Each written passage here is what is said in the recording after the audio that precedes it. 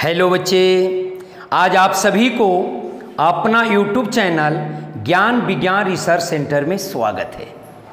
आज हम लोग 11वीं क्लास के गणित में प्रश्नावली 7.2 के सभी प्रश्नों को हल करेंगे। तो आइए देखिए, इस चैप्टर में हमें फैक्टोरियल के बारे में जानना है, क्रमगुणित के बारे में जानना है।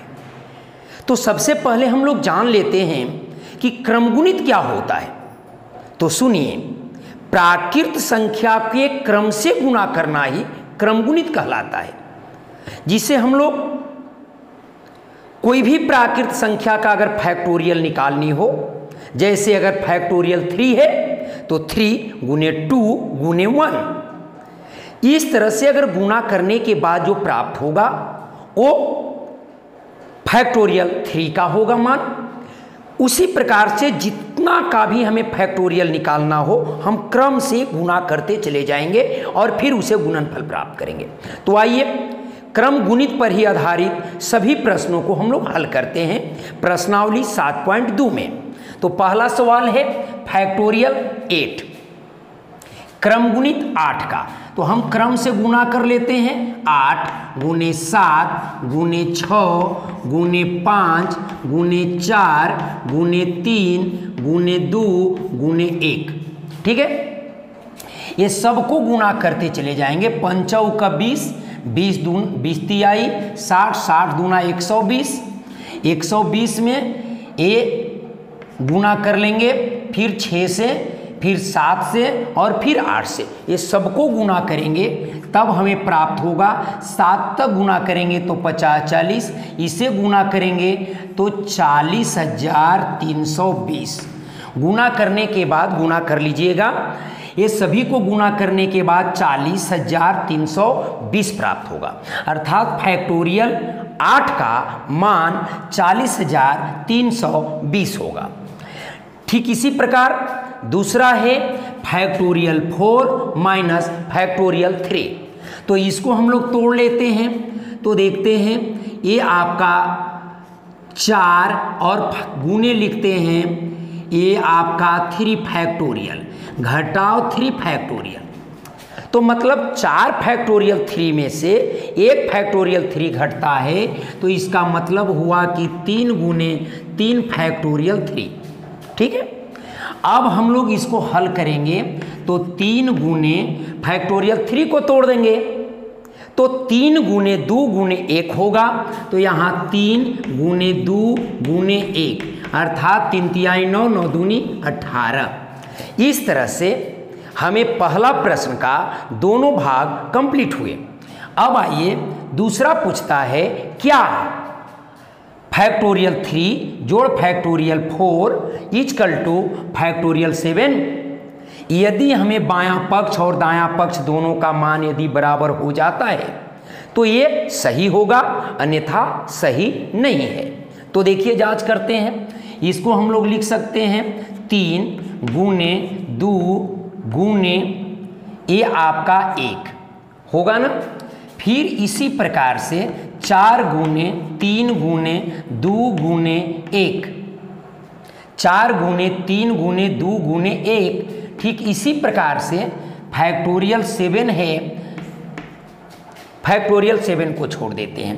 अब यहाँ देखिए, ये आपका 3 दूनी 6 प्लस ये हो गया 3 दूनी 6 होगा ना, 6 चौका 24 बराबर इसको 7 गुने 6 गुने 5 गुने 4 गुने 3 गुने 2 गुने 1। सबको 7 को हमने फैक्टोरियल को क्रम गुणित में लिख दिया, तोड़कर लिख दिया।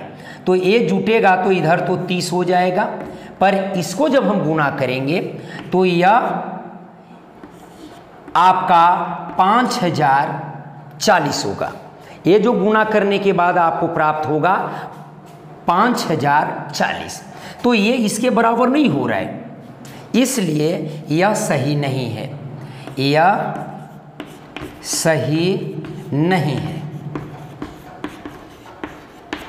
इस तरह से ये हमें दूसरा प्रश्न कंप्लीट हुआ। तीसरा देखिए, कहता है फैक्टोरियल 8 बाई फैक्टोरियल 6 गुने फैक्टोरियल 2 का परिकलन कीजिए, मतलब इसे मान ज्ञात कीजिए। तो देखिए, हम बड़े फैक्टोरियल को तोड़ करके छोटे फैक्टोरियल तक लाएंगे। तो यहाँ 8 गुने 7 गुने फैक्टोरियल 6 हो जाएगा, क्योंकि फैक्टोरियल 6 नीचे है ना। फिर इसको हम लोग ऐसे ही छोड़ देंगे और इसको तोड़ेंगे, 2 गुने 1। तो ये फैक्टोरियल से इसको काट सकते हैं। तो क्या हमें मिल जाएगा, 8 सत्ते 56 बटा 2। तो ये क्या हो जाएगा, 28 दूना 56। इसका मान कितने प्राप्त होंगे, 28। इस तरह से तीसरा प्रश्न कंप्लीट हुआ। ठीक है, अब देखते हैं इसको हमें मान निकालना है। तो देखिए, 1 बाई फैक्टोरियल 6 जोड़ 1 by factorial 7 equal to x by factorial 8 दिया हुआ है। तो इसका x का मान हमें ज्ञात करनी है। तो इसको हल करते हैं। तो देखिए, 1 बटा फैक्टोरियल 6 है प्लस 1 बटा, इसको हम लोग लिख सकते हैं 7 गुने 6 फैक्टोरियल बराबर x बटा 8 गुने 7 गुने 6 फैक्टोरियल।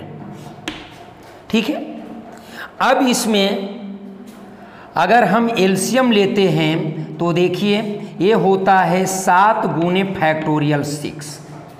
अब इसे भाग देंगे तो हमें 7 आएगा, प्लस इससे तो 1 आएगा बराबर, गौर कीजिएगा, x यहाँ 8 सत्ते 56 गुने 6 फैक्टोरियल हो जाएगा। तो ये फैक्टोरियल से फैक्टोरियल को काट देंगे।